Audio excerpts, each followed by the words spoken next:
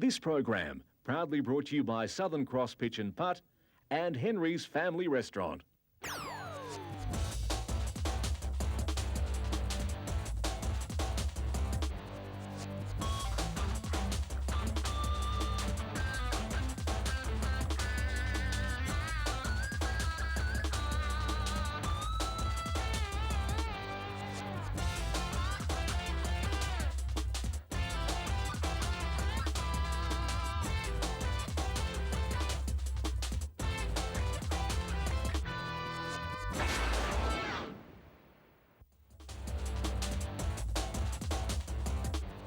The NBL Finals are around the corner, and the Cannons have another shot at stopping the Hawks. So there's no way that we can afford to come out and disrespect them in any way. We look at the Capitals' regular season as they prepare for their title defense at the AIS Arena. And we wrap up another round in the NBL, here on Cannons Courtside. Hello and welcome to Cannons Courtside. Great to have your company. What a weekend we've got ahead for us. The Cannons are on the road this weekend. They're up against the Wollongong Hawks tonight in Wollongong. Cal Bruton reckons the role of the Cannons at the moment is spoilers. They want to spoil the opportunities of the teams ahead of them, and the Hawks, one of the teams that's way ahead of them. They're looking for first place, and Cal wants to knock them out of that first place. A big afternoon too for the Canberra Capitals, the semi-final at the Palace this afternoon against the Sydney Panthers, and Carrie Graff will be along a little later in the show to have a look at that. But first up, my very special guest in the studio today is Big Willie Simmons. Willie, great to have your company today. Thanks, Phil. Been a long time you're coming in. You haven't been in on the show yet this year. No, I haven't, but they saved the best for last. I think you're right too. You've been around this Cannons outfit for a long time. Member of that championship side in 1988, but this is a bit of a different year to 88, isn't it? Oh, it's definitely a bit of a different year, but you know, we just got to stay positive. It's been very disappointing, but we just have to stay positive for the last 6 games or 5 games or whatever we have left. Okay, last week you were in Townsville. We're going to have a look at some of those highlights now. A tough game for you because you went up there and they're one of the teams that's right up there in the finals race at the moment, and you came up against Townsville. Here they are, Willie. Gee, going up and playing Townsville in Townsville, it's a very daunting task. Oh, it's very tough to play up there. The fans and stuff are right behind them, and they're a very strong team. At the home venue. And of course you've gone up there with a team that's sort of falling apart towards the end of the season, all sorts of injuries. All sorts of injuries. You know, Troy Pullen is out. We have Nate Green out and David Patrick. And Demetrius Montgomery is doing a pretty good job for us, but you know, it's been fairly tough. And hasn't that boy done a tremendous job? Paul Vandenberg coming into the lineup and getting that one on Jason Well. Poor old Jason's had to carry a big load, hasn't he? Yes, he definitely had to carry a big load for us. He's definitely a great scorer, but we need some other guys to contribute. Were you ever in this game? No, we were never in this game.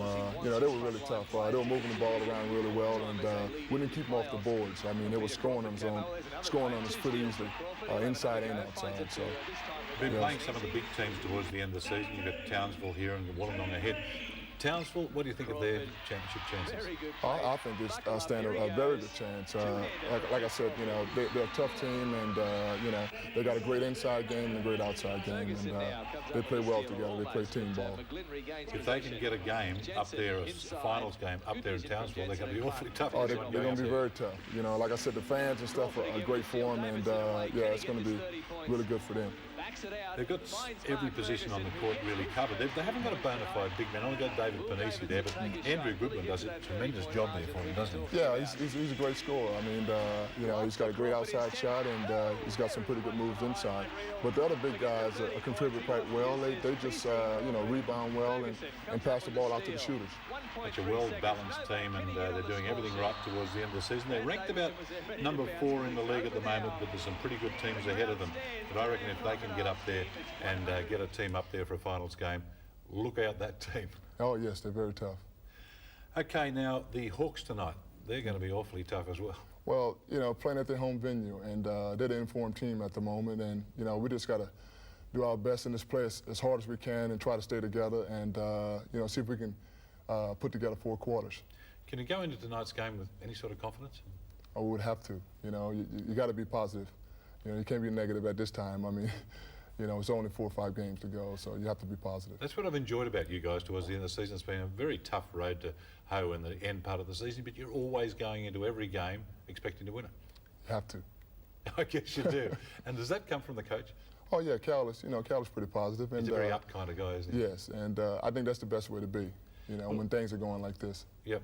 Now, the last time you went down and played the Hawks down there, what a tremendous game that was, because you took them into overtime, and that was a game that you weren't expected to win, but if you had won that game, it could have been anything. Let's have a look at it now. Yes. This is this game here, and just firing the lights out there. Andrew Clark hit a string of threes. You're a long way down going into that final quarter, if you remember it. Yes. And Clarkey just came out and was on fire. Oh, Clark, you know, he was feeling it, and you know, he's a great shooter. And when he gets his feet set, he's really tough to stop outside. But we had the whole team there. I mean, you know, we had the whole team from the beginning of the season. So that was, you know, that's probably why it was probably a lot stronger. Yeah, and it was a tremendous contest. I mean, seeing, well, there's a bit of, you see Troy Pillen in there back when he was playing. That's right. Well, that's Troy. That's Troy. You know, he's a very aggressive player, and he plays that way all the time. And of course, they've got a tough team too, but Geordie Cullen working there close to the basket, or Glenn Saville at the other end. Now, this guy, Damon Lowry, at the free throw line, what a pick-up for the Hawks he's been. A veteran who's played around the ABA, and I guess he virtually won the game for them at the end. Exactly. Oh, he's a very, very good player. You know, he's been around for a long time, and he's an experienced player. Well, he's one of the guys that have come out of the ABA. James Smith's another one that playing with Sydney, who people wouldn't have looked that hard at before. And I mean, you've played ABA as well. Yes. It's a tough league. Oh, it's a tough league, but you know, the guys that are there, you know, they're mainly scorers, and when they come and play with the NBL guys, you know, they just got to fit in and be role players. Now, you played against Damon Lowry. Did you play against him in Never the had ABA? a chance to play against him. Because you were probably in different conferences. In different conferences, at the time. But I remember he came out here to play in the New South Wales State League many, many years ago, and worked his way into the ABA down in Victoria, and had a tremendous career there, but just gone on and done it again in the NBL. Yes, well, he's just a very competent player. You know, he believes in himself, and you know, he's a very good point guard. And you know, normally point guards are playmakers and pass the ball around, but he looks to score. Well, we spoke to a couple of Hawks actually about their chances in tonight's game and what they think of the Cannons, and one of them we spoke to was Damon Lowry. In Canberra, the last time we played them, you know, they took us to overtime. So Canberra's probably thinking they can beat us. And they have their pride, and they don't want to lose 11 games in a row. So there's no way that we can afford to come out and disrespect them in any way.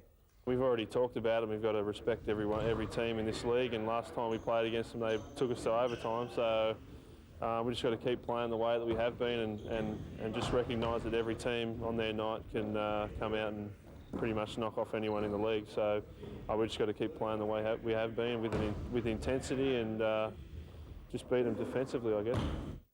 Well, Willie, they certainly remember that game. They remember that overtime game very well. Well, that's good. That's good for us, you know, that they're thinking about us. But like I said, we just got to go in there positive and, you know, believing we can win. Okay. We'll come back in a few moments' time and talk a little bit more about things around the NBL. This after the break on Cannons Courtside.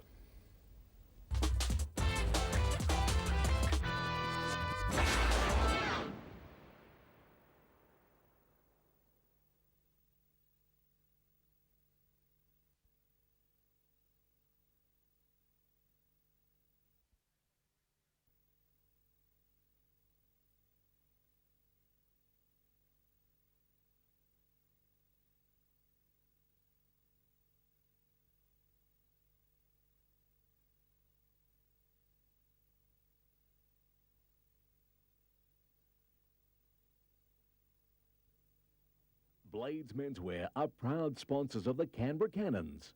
Blades Menswear, for the world's finest clothes. Want to see the Cannons' next home game for free and get a free meal from Henry's Family Restaurant? You can simply by entering our competition and go in the draw for our grand prize of airfares, accommodation and tickets to an NBL Grand Final. Go to the Cannons homepage and register. It's that easy.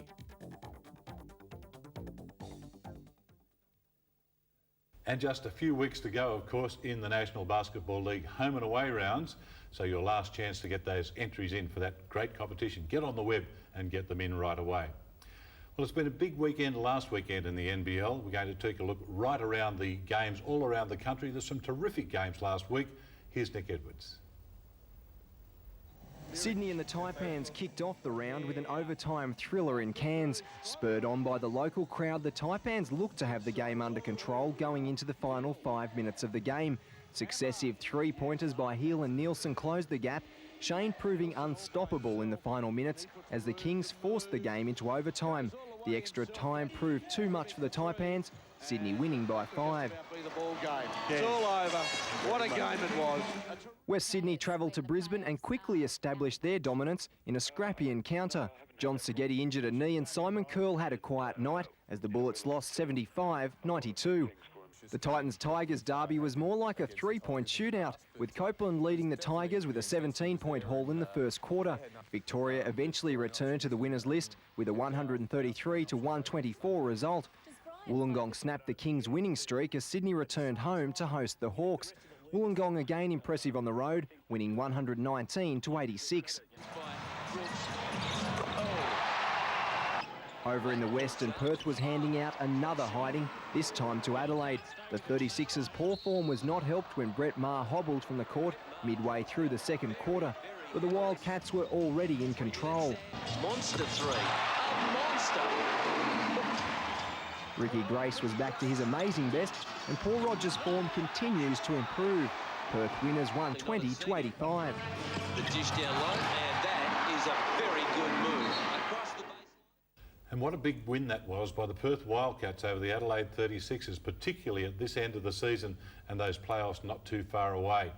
So big, I wonder, Willie Simmons, whether you thought it'd be that big. I mean, the Wildcats led by almost 40 at some stages in that game in the third quarter. Can you imagine that? Oh, I couldn't imagine it, but, you know, it's definitely a big surprise. I mean, Adelaide is a tough team. But I think Brett Moore went out with an injury, ankle injury or something, and I think that sort of took away the morale of the 36ers. Yeah, but I think they were gone long before Brett Maher went out too. Yeah. A team like the 36ers, though, I mean, they were my pick to win it at the start of the season. I'm starting to change my mind a little bit now, but the Perth Wildcats, aren't they coming on strong, the champions, towards the end of the season? Yeah, they're a very tough team, and, you know, they're strong in every position, and I think they're going to do real well once the playoffs start.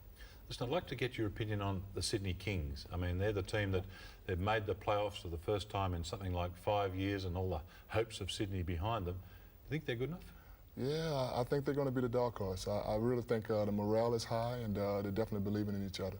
They've got some good players there. I mean, if people like Ben Melmoth, Matthew Nielsen, Shane Heal all get it going together, the wild card is James Smith, who's been up and down at times when he really fires. He's some sort of player, isn't he? He's exceptional. I mean, he's very good in the open court, and he's a very good dunker. What about the rest of the teams? Have you got a pick for the title at this stage? I'm not really sure, but like I said, my dark horses are Sydney Kings and Wollongong Hawks. Okay, well, I'm going to let you go pretty soon, but before I do, I want to talk to you about your future. Just where are you headed? Are you likely to line up for the Cannons again next year? You thinking about that at all? Well, I definitely would hope to. You know, I'm not ready to retire. I would like to play at least one more season. So, this is up to the administration. Have there been any discussions along that line yet? No, we haven't. Okay, what about talk within the team? Are players talking to one another? Yeah, the young guys are. I think the young guys want me around, but you know, we'll just have to wait and see. Well, you've always kept yourself in tremendous shape, so I mean, the fitness isn't a real problem. No, the fitness is not a problem. You know, like I said, if I can play one more season, I'll be happy, Phil. Okay, and particularly the role you've been given now, if you can play with another big centre and get to play half a game each, exactly. It suits you right down to the ground. Great, it'd be great. The Sultan of SWAT, it's been great to have you in here today. Thanks, and Phil. Thanks very much, and I'm sorry we waited so long in the season to have you on. No problem. Okay, let's take a look at the NBL ladder before we go to the break. And the top six really starting to take shape now. And in fact, this is the six that will go into the playoffs. Wollongong, tonight's opponents for the Cannons, in second place. And Sydney have moved up to fifth and moving up. We'll take a break now on Cannons Courtside and come back with Carrie Graff and the Canberra Capitals.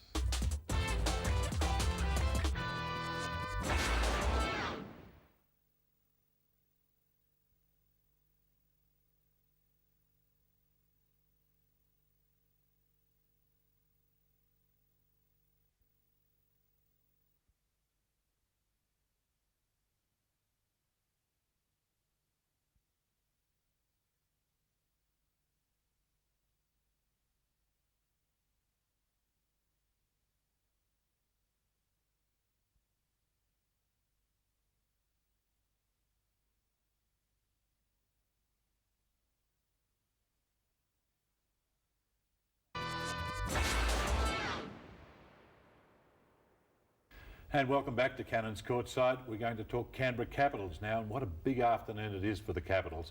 They're up against the Sydney Panthers at the AIS Arena this afternoon at 4:30.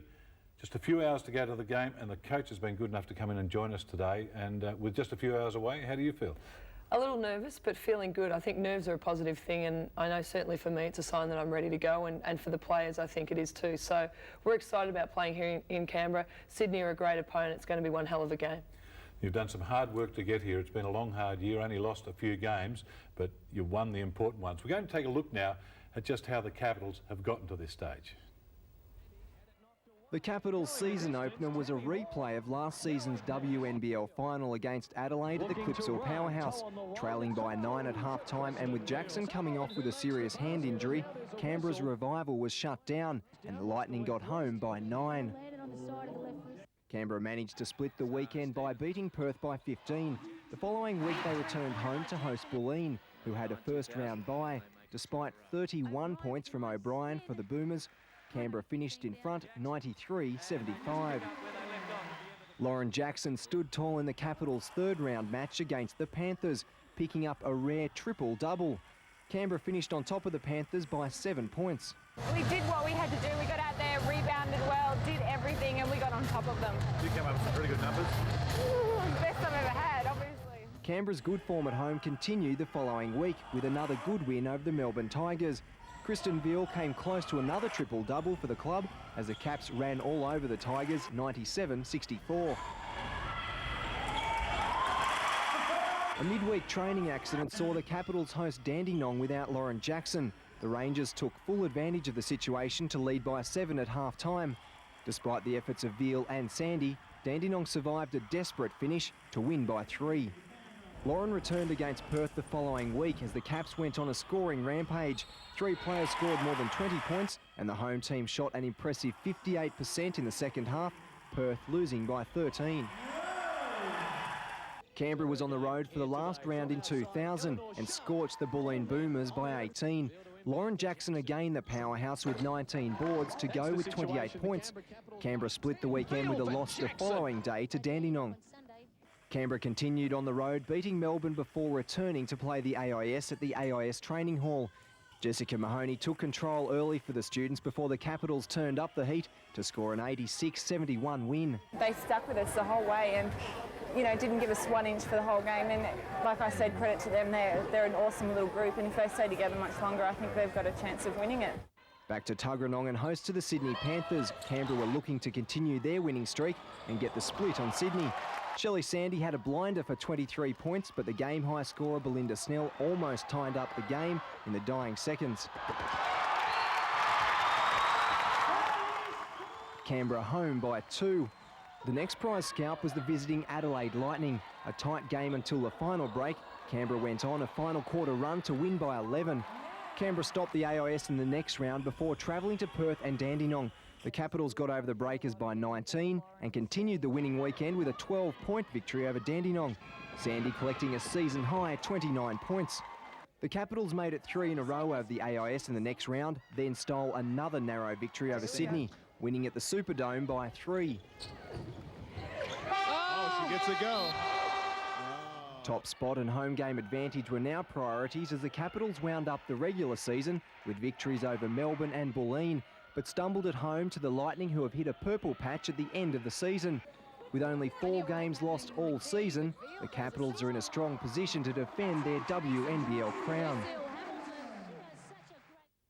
Pretty impressive towards the end of the season, the Capitals. The question is, I suppose, are they in championship form? Well, that's the question I'm going to put to the coach right now. You've been through this situation before and you've won last year. Are they in the same sort of position this year as you had them last year? I think it's a little different. I think last year the biggest key for us was the belief in ourselves that we could actually do it. The team came from the bottom of the ladder. We had to turn it around to go all the way to the other end. I think this year the belief's there. Probably not as deep as far as talent goes. We lost Deanna Smith, Karen Smith and Kim Whelans, 3 of our key 7. But I think this year the difference for us is the hunger. If we've got the fire in the belly and the absolute desire to win the championship, I think we can get there. Not to say it's an easy task, but I'm sure our other opponents are just as hungry, but we really need to have that hunger to get there again. Let's talk about your first opponent this afternoon, the Sydney Panthers, who you played 3 times, Beaten 3 times, but the last couple of times awfully close. Absolutely. I mean, games that have gone down to the wire, we've probably held the lead for most of those games, but Sydney have managed to make runs at us, had last shot attempts to put the game as a different result. So they're a great team. I mean, huge size-wise. They are bigger than us in every position, which is a tough battle for us to contest. But I think we've got some different things to attack that back with. So great opponent, great game, could go any way. Offensively, Belinda Snell, she's the one you got to shut down? Absolutely. That girl's had a fantastic season. If she's not in the All-Star 5, I'd be shocked. She can shoot the 3. She's got such a great basketball physique. She's big and strong, athletic, and she's caused us problems the last few contests. But I think we've got some other good matchups. You know, Annie LaFleur we match up on very well. Lauren Jackson versus Susie Batkovich is a great one. So there's some unbelievable individual contests out there. Let's take a look at the Snell matchup. Who do you put on Belinda? Kristen Veal's had the job the last few times. Veal will get a crack at her again, but we'll certainly show Snelly different looks. Now, Shelley Sandy, there's been a bit of doubt about her this week. How's she looking? She's got a back problem? She has, and it's been something that she's dealt with for a long time, but this week it's flared up a lot. She's missed a fair bit of practice, but we're hopeful that she'll be able to run around and give us her best. How bad is it?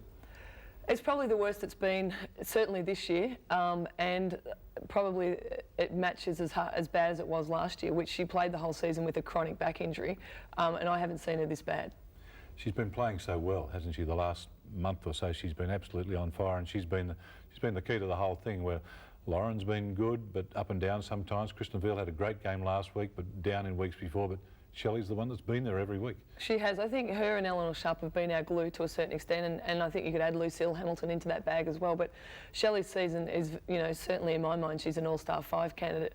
She's played, it's not so much her offence, you know what you're going to get there, but her motion defence and attacking other teams, her leadership on the floor, and her ability to stick it in the clutch. You know, she's one of the few that when it comes down to the wire, get Shelley Sandon the ball and she'll make something happen. Now, if that back is troubling her this afternoon, it does affect her shooting, doesn't it? Yeah, it does. But I think, again, because she travelled the whole last season with that back injury, she's played with it good, with it bad, with it indifferent, and I think she knows how to adjust her shot to cater to her injury. What about this afternoon playing at the Palace? You're out of your home venue, but this is your home venue for the finals. How do you feel about the Palace? We feel really good about it. I mean, we've done individuals there. We've been doing individual shooting sessions there the last 3 or 4 weeks. We've practiced as a team there the last 3 or 4 weeks. We played 2 finals in it last year. A lot of our girls as former Capitals have played there over the last few seasons. So we've spent a lot of time in that gym. And in fact, the more people that we can get to the game, the bigger that venue feels, the louder it feels, and we feel very much at home. Let's hope there is a huge crowd there this afternoon. Carrie, thanks for sparing us the time. I know it's a big day for you to come in today and talk about the game. Best of luck to all the girls. Would you pass that on? Thanks, Phil. Okay, it is a big day for the Capitals, but there is a game also tonight. You can have a big feast of basketball today. Get out to the Capitals this afternoon at 4:30. Then on to Tuggeranong tonight, because at 7:30 in the ABA, the Canberra Gunners open up their campaign against Frankston, and that should be a beauty out there at Tuggeranong as well. So a big weekend lined up for you basketball junkies. Well, that's all we've got time for on the show today, but being a Capitals Day as it is today, we thought we'd leave you with our play of the day, and we feature this young lady who's really firing well at the end of the season.